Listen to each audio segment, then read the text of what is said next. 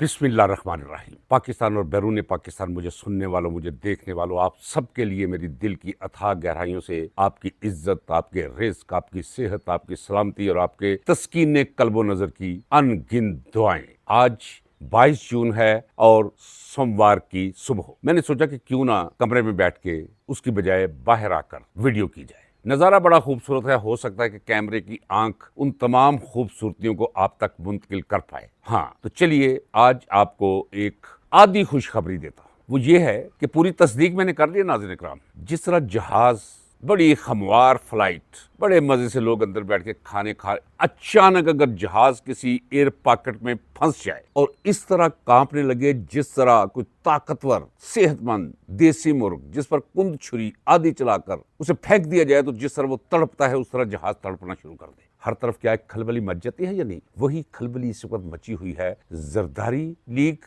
और नवाज लीग की सफों के अंदर। इनके खवारी, इनके पटवारी परेशान हैं। वो फाइलें भी खुल रही हैं। वो भी आज आपको जवाब दे दूंगा जो इन्होंने कहा जी अगर हमने फाइलें खोली तो फिर क्या होगा। अगर वक्त मिला तो इसका जवाब भी मैं दे दूंगा, लेकिन चूंकि वो मेरे सब्जेक्ट में शामिल नहीं, सब्जेक्ट ये है। नाज़रीन इकराम, आप जानते हैं कि इमरान खान को जब गिरफ्तार किया गया उसके रद्द-ए-अमल में 9 मई जो इन्हें पता था कि रद्द-ए-अमल वैसा ही आएगा, इन्होंने खुला छोड़ दिया सबको। पुलिस को कहा अंदर चले जाओ और जीएचक्यू से फौजियों को पिकेट्स में से नीचे बुलवा लिया कि तोड़ने दो इन्हें दीवारें, आने दो इन्हें। क्योंकि इमरान खान को गिरफ्तार करना था, क्योंकि पीटीआई पे दोज़ख खोलने थे, लिहाजा वो उन्होंने कर लिया। फिर एक वक्त वो आया कि ये मुजीबुररहमान शामी, ये जेदा चंगड़, ये वड़ैच कचरा, ये मुन्ना मुनीब, ये मुबशर लुकमान, ये सलीम साफी और इस कबीले के वो बाजे, वो सरकारी ढोल, उन्होंने फलसफियों की तरफ बैठ के कहना शुरू कर दिया देखिए जी एक ही रास्ता है अब इमरान खान के लिए जान बचने का। नाज़रीन इकराम, सियासत नहीं करने का, जान बचने का। ये कहा मैंने खुद अपने कानों से सुना। जान बचाने का एक ही रास्ता कि जितनी जल्दी हो सके इमरान खान मुआफी मांग ले कौम से कि मुझसे गलती हुई, और फिर फौज से माफी मांगे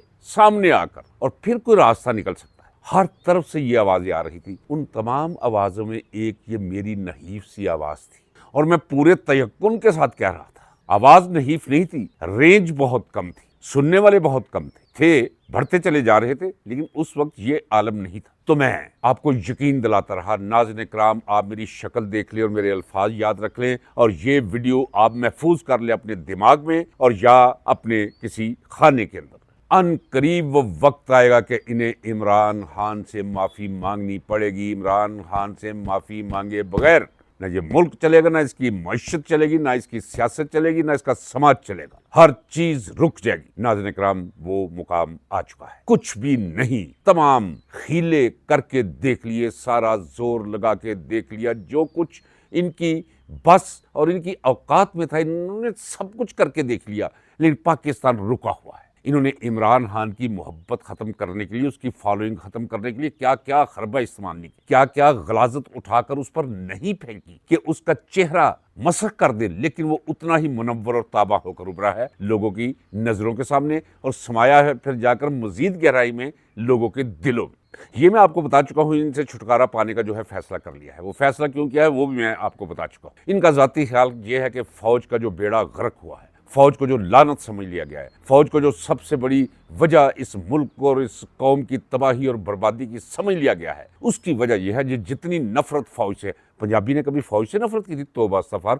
फौज के खिलाफ कोई बात करता था पंजाबी गले पड़ जाता था। इतना पागल किया हुआ था इन्होंने तराने सुना कर, ये पुत्र हटाते नहीं विकदे की लबनी विच बाजार कुड़े, और फिर राह हक के शहीदो वफा की तस्वीरों, और हम खुद आंसू बहाया करते थे। नाज़रीन इकराम, यकीन जानिए, अगर मैं अपने आप पर महमूल कर लूं, मैं जनरलाइज कर लूं अपनी कैफियत को दूसरों की कैफियत में, तो मंजर यही बनता है कि फौज जी का नाम आते ही एक मुजस्सम कुर्बानी वो हमारे सामने आ जाया करती थी। कहाँ वो मंजर, वो एहसासात, वो जज्बात, और कहाँ जनरल आसिम मुनीर के करतूतों की वजह से। मुझे कहने दीजिए नाज़रीन इकराम, कहने दीजिए, ये मेरा मुल्क है, इसके बाप का मुल्क तो नहीं है। इसके लिए हमने कुर्बानियां दी हुई हैं। जब ये सड़कों पर रेवड़ियां खाते और गजक खाते फिरते थे, हम जेलों में इस मुल्क, इस कौम, आइन और जमहूरियत के लिए हम अपनी जवानियां दाव पे लगाए हुए थे। नाज़रीन इकराम, ये कौन होते हैं? ये तो शिट भी नहीं है, आपके सामने भी शिट नहीं है। ये हमारी तो बात छोड़िए, हमने तो अपनी जवानी दी हुई है इस मुल्क को, लिहाजा मुझे कहने दीजिए कि इसके बाप का मुल्क नहीं।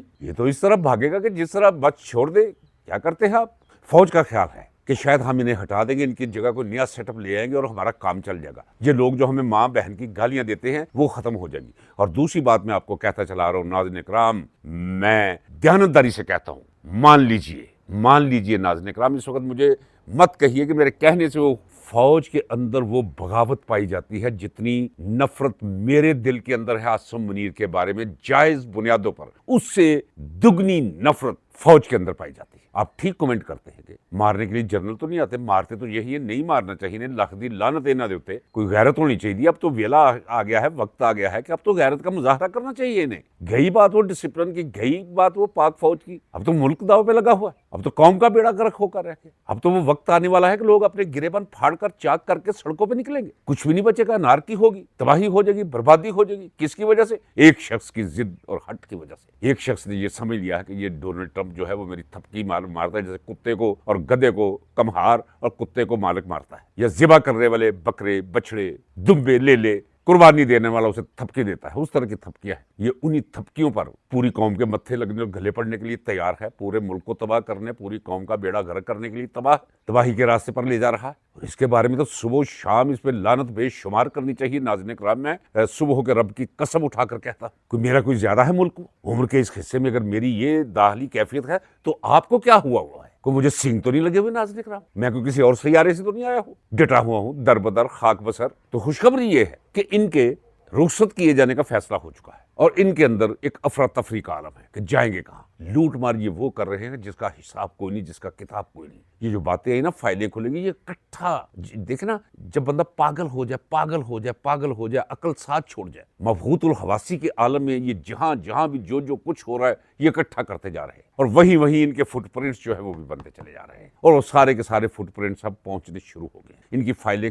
खुलने वाली है। नाज़रीन किराम, आप यकीन जानिए ये मंजर तो हो चुका है, ये मंजर तो बन चुका है। इतनी बात तो मुसद्दका है कि इन्हें घर भेजने का फैसला कर लिया गया है। ये जो है ना, जो आप सुन रहे हैं कि फलां की वजारत बदल रही है, फलां वजीर आ जाएगा, भाई इससे कुछ भी नहीं चलेगा, ये पूरा निजाम लपेटा जाने लगा है। नाज़रीन किराम, अनकरीब देखिएगा। मैंने कभी आपको ये खुशखबरी दी है? मैंने हमेशा कहा नहीं, बुरे दिन आ रहे। हाँ, इनका अभी भी ख्याल है कि ये निजाम बदल के कोई नया निजाम लाकर एक तो फौज के बारे में हम नफरत में कमी कर लेंगे और दूसरा हम इमरान को मजीद अपनी मर्जी के मुताबिक टाइट कर लेंगे। और पीटीआई का उन्हें पता है ये क्यादत तो क्यादत नहीं है, ये क्यादत है। देखिए नाज़रीन किराम, अगर मुझे इल्म है, इन्हें इल्म नहीं है। चले, मुझे जिंदगी ने सिखाया, तजर्बात के वो उस दश्त व सहरा के अंदर मुझे पटक कर सिखाया, लेकिन इन्होंने तो कुछ सीखा होगा। ये वकील हैं नाज़रीन किराम, अच्छे वाले हैं, सफेद इनके बाल हो चुके हैं, वो एक जोकर से उठकर आता है जो 47 नंबर है। इन्हें इल्म है कि वो हारा हुआ है और 70-75 हजार वोटों से शहबाज शरीफ एक चोर उचक्का उठकर इनके पास आता है और ये उठकर खड़े हो जाते हैं। मैं होता, मैं कभी उठ के नहीं खड़ा होता, टांग पे टांग रख के बैठा रहता। इसे बदतमीजी कहिए, कभी कभी बदतमीजी हजारों तमीजों से बाला हो जाती है, मुकद्दम हो जाती है, मुकद्दस हो जाती है, जायज हो जाती है कि कैमरे के सामने पता तो चलता है कि एक शख्स आया है, आप समझते हैं कि चोर, और फिर खाली चोर नहीं है, उसने आपके कायद को जेल में ठोंस रखा है, उसकी बत्ती बंद कर देते हैं, उसे जहर दे रहे हैं और आप उनके साथ उठकर जा रहे हैं, जी हम चलते हैं जी वजीर खजाना। वो वजीर खजाना कहाँ है? किसका वजीर खजाना है? किसने भेजा है? किस सैयारे से आया?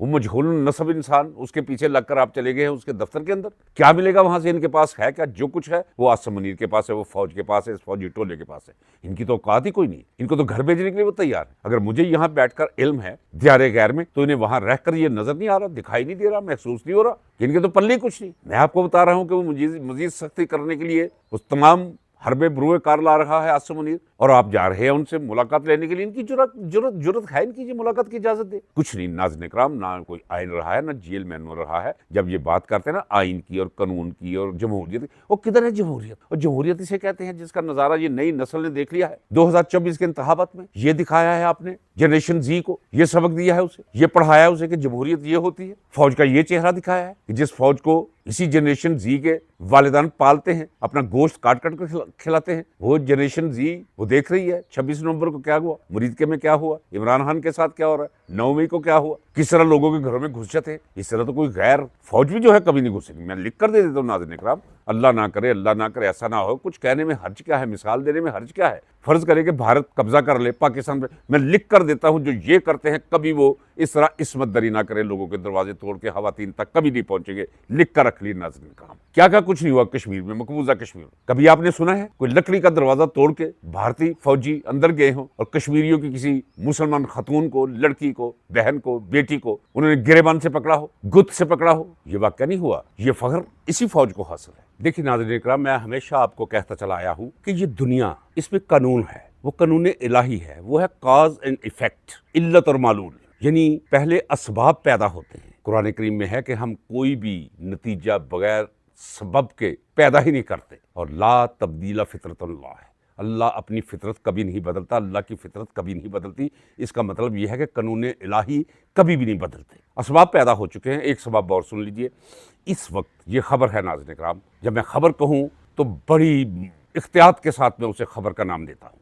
जितनी भी करप्शन इस वक्त हो रही है पंजाब के अंदर, हमजा शहबाज के राब्ते हैं, वो राब्ते रखता है ब्यूरोक्रेसी के अंदर, उसके राब्ते हैं हुकूमत में जो शामिल वज़रा हैं, मशीर हैं, उनके साथ। जितनी करप्शन हो रही है सारी की सारी खबरें उसे पहुंचती हैं रोज़मर्रा की बुनियाद पर, और वो सारी की सारी खबरें मुख्तलिफ ज़राए से जिस जगह वो पहुंचानी है उस जगह वो पहुंचाता चला रहा है। ये तो आप जानते हैं, किसी डिप्टी कमिश्नर से पूछकर देख लीजिए, अगर किसी का कोई डिप्टी कमिश्नर कोई रिश्तेदार या दोस्त है वो पूछ ले, उन सबको वर्बल आर्डर्स हैं कि हमजा का कोई काम नहीं करना, हमजा को कोने लगा दिया गया है, नुकरे लगा दिया गया है। इस वक्त इनके खानदान के अंदर बदतरीन रस्सा कशी जारी है। बाकी छोड़े, आप हिंदुस्तान की तारीख पढ़ के देख ले, किस किस बादशाह और किस किस मलका को उसके भाइयों ने, बेटों ने, बाप ने और माँ ने मार के फारग किया है। ये तो मसला ही कुछ नहीं। इनके घर के अंदर वो सबब पैदा हो गया है इनकी फूट का, जो इनकी तबाही पर मुंतज होगा। चूंकि इन्होंने कौम के साथ जो कुछ किया है, नाज़रीन इकराम, मैं एक तालिबे इल्म हूँ सियासी मुआशरत का, पॉलिटिकल इकोनॉमी का। मैं फैक्ट्स एंड फिगर्स पे इसलिए बात नहीं करता कि लोगों के सरों पर से गुजर जाते हैं, नहीं गुजरने चाहिए, रुक कर जमा तफरीक करनी चाहिए, ताकि पता चले कि आपके साथ हो क्या रहा है, आपकी मुआशरत किस तरफ जा रही है, आपकी इक्तसादी हालत क्या है। और ये ख़ानदान इन पर जो ख़त्मशुद की मोहर लगने पे है, इक़्तिदार पे तो लगेगी, ये आपस में एक दूसरे के साथ दस्तों गिरबा होंगे। देख लीजिए अनकरीब नाज़रीन इकराम, ये ज़वाल इन्हें देखना पड़ेगा और भुगतना पड़ेगा, क्योंकि कौम के साथ इन्होंने जो ज़्यादती की है, जो मैंने जिक्र किया कि मैं तालिबे इल्म हूँ सियासी मुआशरत का, इन्होंने किस तरह लोगों को लूटा है, किस तरह ये एक थड़ाबाज मखलूक होने के नाते ये सियासत में आकर किस तरह खरबपति हुए। मैं अक्सर कहता हूँ कि जाके बाज़ारों में किसी चले जाए, किसी शॉपिंग मॉल पे चले जाए, किसी मेगा स्टोर पे चले जाए, उनसे ये पूछिए कि आज से 4 साल पहले आपके पैम्पर्स कितने बिकते थे। वो भी छोड़िए, पैम्पर्स जो फैक्ट्रीज बनाती है वहां चले जाइए, उनकी प्रोडक्शन का पूछिए, खरीदारी खत्म हो चुकी है। मैं अक्सर कहता हूँ जाकर पूछिए, ये लैक्टोजिन 1, लैक्टोजिन 2, लैक्टोजिन 3 और आम जो मिल्क पाउडर है जो बच्चों को घोलकर फीडर्स में पिलाया जाता है, वो खरीदने वाला कोई नहीं रहा। इन्होंने निवाला छीन लिया है। मेरे प्यारे सामीन, मेरे काबिल कदर नाजरीन, जरा ये देखिए, जिस मुल्क की 50% आबादी गुर्बत की लकीर से उस तरफ हो। अच्छा, गुर्बत की लकीर से उस तरफ होने का मतलब पता है क्या? ये जो भीख मांगते हैं उस मुकाम पर तकरीबन पहुंच जाना। मुझे मेरे बहुत ज्यादा बारीक बीन दोस्त, एक इंतहाई ज़की और ज़हीन दोस्त, उन्होंने कहा जी लोगों ने अभी सड़कों पर आकर मांगना नहीं शुरू किया। जिन लोगों से उनका बहुत ज्यादा कोई ताल्लुक है, पता है ये हमारा पर्दा चाक नहीं करेंगे, उनके आगे आकर अब रोना शुरू कर दिया है, हाथ फैलाना शुरू कर दिया। अच्छे भले लोगों ने जो अपने गली मोहल्ले में बाइज्जत खाते पीते घराने शुमार होते थे, नाज़रीन इकराम, ये हालत हो चुकी है लोगों की। और ये हालत हुई है इनकी लूट मार की वजह से। ऐसी लूट मार 85 के बाद शुरू हुई है जिसकी बुनियाद रखी खुदा उसे करवट करवट अजाब पहुंचाए जनरल ज़ियाउल हक की रूह को, ये उसने बुनियाद रखी। और ये जो आजकल बड़ा टट्टर करता है, ये बैंक में क्लर्क था, ये ख्वाजा आसफ, इसका बाप उसमें पूरा शामिल है। उसके भी लिए मेरी यही दुआ है, बद्दुआ नहीं, कि जो कुछ तूने किया है तुझे मुकम्मल उसका अजाब कब्र भी हासिल हो और आखिरत में भी तुझे तेरे अमाल के मुताबिक, क्योंकि एक फर्द अगर कोई गुनाह करता है उसकी जात तक है या 2-4 बंदों तक। ये तो वो लोग हैं जो पूरी कौम को बर्बाद करके रख गए, पूरे मुल्क का बेड़ा गर्क करके चले गए इस दुनिया से। नाज़रीन, वो डड्डू चार्जर, वो एक दाई की बच्ची, अंदाजा कर लीजिए, जरा देखिए वो औरतें देखिए जिनकी हुकूमत पंजाब पर, आधा पाकिस्तान है, उस पर कायम कर दी गई है। वो खबरें एवं नहीं हैं कि मरियम औरंगजेब जो फ्रंट वुमेन है मरियम नवाज की, उसकी करप्शन की तमाम दास्तानें, वो पूरी की पूरी कहानियां वो अपने मुकाम पे पहुंचा दी हैं हमजा शहबाज ने। देखिए, नवाज शरीफ और मरियम नवाज ये दोनों मिलके अब पत्ता कटवाने की तरफ चले हुए हैं शहबाज शरीफ का।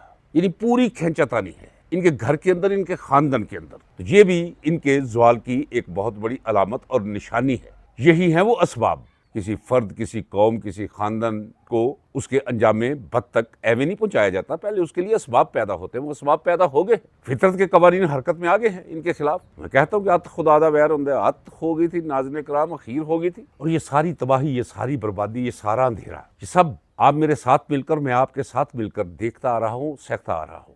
हम बर्दाश्त करते चले आ रहे हैं। हमेशा बेबसी का इजहार किया है कि हम क्या करें। और मैं उन दिनों भी आपसे कहा करता था कि फैज़ का वो शेर मैं कोई पहले भी एक दफ़ा आपको आपकी समात की नज़र कर चुका हूँ। फरमाते हैं कि बादे ख़ज़ां का शुक्र करो, बादे ख़ज़ां का शुक्र करो, फैज़ जिसके हाथ नामे किसी बहार शमायल के आए हैं। जब ख़ज़ां अपने अरूज पर पहुँच जाती है, दरख्तों के पत्ते तक झड़ जाते हैं, टुंड-मुंड हो जाते हैं, उसके बाद फिर कौंपले फूटने का मौसम आता है। कौंपले फूटते हैं, नए पत्ते निकलते हैं, बहार की आमद का ऐलान शुरू हो जाता है और फिर हर तरफ बहार छा जाती है। यही आपके मुल्क में होने वाला है। ये मौसम ख़ज़ां बहार में तब्दील होने वाला है। नाज़िन कराम, ये क्रेडिट जाता है इमरान खान को कि उसने उन लोगों को हमेशा के लिए सियासत से फारग कर दिया जो फारग होते दिखाई नहीं दे रहे। ऐसे लगता था ये मुल्क तोड़ के, इसे बर्बाद करके ये फिर जाएंगे, कोई रास्ता नजर नहीं आता था। ये मर्द कलंदर, मर्द दबंग उठा है, उसने नकाब नोचे हैं इनके चेहरों से, कौम ने उसकी बातों पे कान धरा है, फिर तस्दीक बिल लिसान और तस्दीक बिल कल्ब करके उसके साथ खड़े हो गए। आज 95% अवाम उसके साथ खड़े हैं। नाज़रीन इकराम, आइए बाकी मैं आपको बता दूं कि इनके जाने के, इनका बोरिया बिस्तर लिपटने के और अवामल क्या है।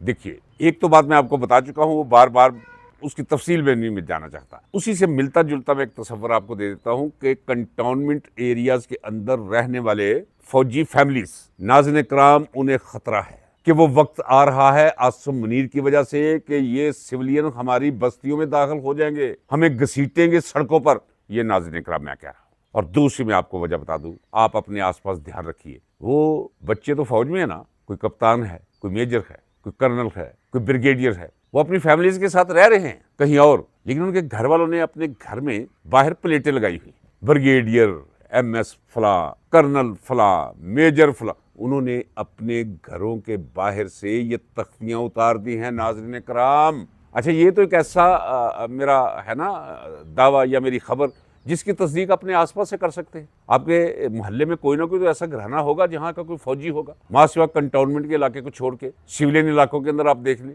लोग डर के तख्तियां नहीं लगाते कहीं हमें ही आकर लोग कान बचा कोलू ना कर दे हमारा। इस कदर एक खौफ है फौजी अफसरान के अंदर, कंटोनमेंट एरियाज के अंदर। और ये समझते हैं ये जनरल आसिम मुनीर और उसके साथी कि शायद हम ये निज़ाम ख़त्म कर देंगे, ये जरदारी को फारग कर देंगे, ये नवाज शरीफ को फारग कर देंगे, बाकी इधर उधर फारग कर देंगे, वहाँ से भुगटी को चलता करेंगे तो शायद लोगों के फौज के खिलाफ गमो गुस्सा में कमी आ जाए। कोई नहीं होगी, कतई तौर पे कोई नहीं होगी। एक तो वो कोई नहीं होगी, दूसरा अभी तक इनके जहन में ये ख्याल नहीं आया कि हमने इमरान खान के लिए कोई आसानी पैदा करनी है। लेकिन आगे बढ़ने से पहले ये मैं आपको बताता चलूँ नाज़रीन इकराम कि इमरान खान अब इनकी ज़रूरत बन चुका है। इमरान खान के बगैर ये मुल्क नहीं चलता, नहीं चलता नाज़रीन इकराम, नहीं चलता। ये समझ उन्हें आ गई। अब इमरान खान तक इन्होंने रसाई कैसे हासिल करनी और कब करनी है, ये जब तक जनरल आसिम मुनीर है तब तक मुझे दिखाई नहीं देता। ये याद रखिएगा नाज़रीन इकराम, जब मैं कहता हूँ ना कि ज़रा इसे अंडरलाइन कर लीजिएगा, जब तक आसिम मुनीर है, फौज की क़यादत उसके हाथ में है, तब तक ये मुमकिन नहीं, क्योंकि इतना उसका ज़र्फ नहीं, इतनी उसकी जरूरत नहीं कि वो जाके तो हाथ जोड़ के माफ़ी मांग ले। माफ़ी मांगेगा एक दिन, आएगा कटहरे में, आएगा रोएगा पागलों की तरह। हाँ, इसकी शक्ल भी ये नहीं होगी। असल शक्ल जो है ना, वो आप तो वर्दी में लगता है ना, आपको कोई रोब दाब वाला लगता है। आप देखिए, ये हाकरूब लगेगा, जरूब कश लगेगा, ये इसकी शक्ल आप देखेंगे। ये मेरी जुबान से एक जुमला निकल चुका है नाज़रीन इकराम, आप सबने गवाह रहना, सिर्फ इसकी शक्ल आप देखिएगा, जरूर आपको खुदा इसकी शक्ल दिखाएगा और ये माफ़ी भी मांगेगा, पागलों की तरह माफ़ी मांगेगा। ये इकरार करेगा, कन्फेस करेगा कि मुझसे बहुत बड़ी ज्यादती हुई है। देखिए, उन्हें बताने वाले भी तो लोग हैं ना। लोगों ने कहा है कि जी बात सुने, ये खामोशी जो है, इतनी गहरी खामोशी जितनी आपने जुल्म सितम करके वहशत और दहशत फैला के वो कर दी है, ये गहरी खामोशी किसी बहुत बड़े तूफान का पेश हैमा भी हो सकती है। तारीख से हवाले भी दिए गए हैं उन्हें उन्हें समझ आई है कि ये खामोशी वाकईतन तूफान का पेशे हमत साबित हो सकती है। जी नाज़रीन इकराम, और दूसरा ये भी हो सकता है, देखिए कि ये जरूरी नहीं, ये मेरी खुशफहमी समझ लीजिए, क्योंकि मैंने देखा है, मैंने आपको मिसाल भी दी है कि जुमे का रोज था, जून का महीना था, हम जेल में थे, उस वक्त शाहपुर जेल में थे, अखबार हमें मिलता था। वो अखबार देखा तो आया हुआ था कि एक ब्रिगेडियर ने जनाब इस्तीफा दे दिया है, 2 कर्नलों ने इस्तीफा दे दिया, ब्रिगेड कमांडर ने, जिसे हुक्म था कि अगर इस लाइन को क्रॉस करके ये पीएनए वाले आगे बढ़े तो उन पर गोली चला दो। जनरल ज़ियाउल हक का हो, ब्रिगेडियर ने जवानों को कह दिया बिल्कुल किसी पे गोली नहीं चलानी, चलो परे परे हो जाओ। सारे परे परे हट गए, जुलूस चला गया, कुछ भी नहीं हुआ, ना कोई गमला टूटा, ना कुछ हुआ। भाई एहतजाज किया है उन्होंने, और जब उन्होंने इस्तीफे दिए तो फौजी बैरक्स के अंदर एक जलजला सा आ गया। हंगामी मीटिंग में आपको बताया कि बुलवाई गई और जनरल ज़ियाउल हक को कहा गया कि sir now enough is enough, हमारे जवान जो हैं वो कुछ और सोच रहे हैं, डिसिप्लिन जो है वो बड़े खतरे में है। तो जनरल ज़ियाउल हक ने कहा चले फिर आज रात ही मार्शल लगा देते, फिर मार्शल लगा दिया। देखिए नाज़रीन इकराम, ये तो आपको बखूबी इल्म है कि आप अपने करीबी किसी दोस्त से पूछ ले, किसी जानने वाले से पूछ ले, या खबर अखबार ले ले, किसी मजदूर से जो कारखाने में काम करता है किसी फैक्ट्री में, उससे पूछ ले कि फैक्ट्री मालकान सोच रहे हैं कि ये कारोबार हम बंद ही कर दें।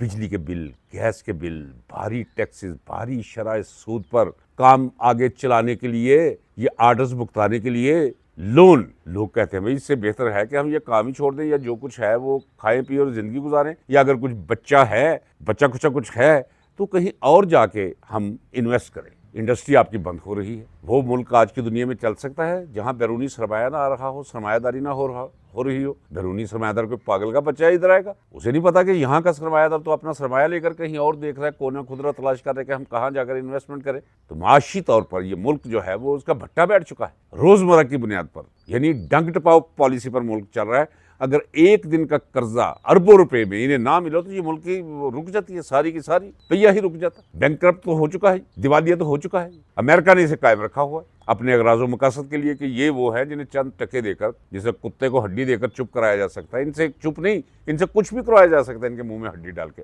तो दिवालिया तो ये कब का हो चुका है। दिवालियेपन से बचाने के लिए, अपने अगराज़ो मकासद के लिए अमेरिका इन्हें बस वो जैली तनफ़्फ़ुस वो दिए जा रहा है, ऑक्सीजन दिए जा रहा है कि जिंदा रहो वेंटिलेटर में, लेटे रहो बिस्तर पे, अपनी मईशत समेत लेटे रहो। इस विलाग के अख्ताम पर मैं मुहातब हूँ नौजवान नस्ल से, और बिलखसूस जनरेशन जी जो कहलाती है। जनरेशन अल्फा तो अपना किरदार अदा करेगी, ये तो मेरा ईमान है।